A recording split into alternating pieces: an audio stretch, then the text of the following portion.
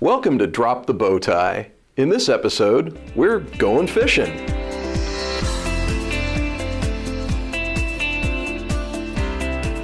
And no, I don't mean the kind of fishing that involves rod, reel, and bait. I'm talking about phishing with a PH.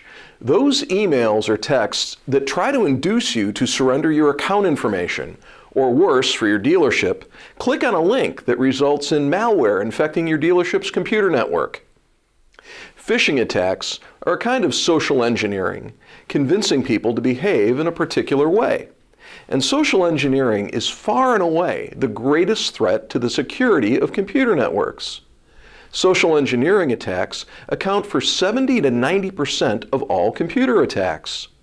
Unpatched software is the next most common threat at 20% or more. Your IT manager can handle the unpatched software issue, but you can do something about phishing. Let's discuss how. The first thing you need to do is recognize a phishing attack when it appears in your inbox. Everyone's heard about the Nigerian prince email scam, which has been around for well over a decade. Despite being obviously phony, as recently as 2019, Americans reported losing over $700,000 to this scam, and most current phishing attacks are far more sophisticated. Phishing emails and text messages are designed to look like they came from sources you know and trust. I've gotten emails from the Bank of America that look just like the real thing. Unfortunately for the phisher, I don't have an account with the Bank of America. How can you tell a phishing message from the real thing? If any of these features are present, ask your IT manager to check it out or just delete the message. Does it come from a source you don't know or a company you don't do business with? Is the greeting impersonal? If the source is legit, it's unlikely to greet you as "dear friend." Does it ask for account or password information? Are you invited to click on a link? Does it ask you to make a payment? Does it suggest a potential windfall, such as proceeds from a class action lawsuit or a government refund?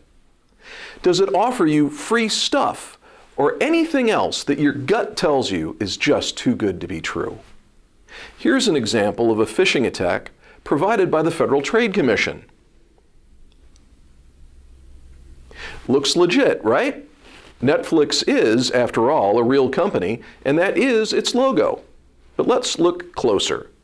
The email has a generic greeting, "Hi, dear." Sounds, well, fishy. The email invites you to click on a link. The email spells center with an R-E instead of an E-R at the end. That's not common American usage. If you hovered your cursor over the Update Account Now link, you'd see that the URL is not connected to Netflix. What should you do if you suspect a phishing attack? The first thing to do is bring it to the attention of your dealership's IT manager.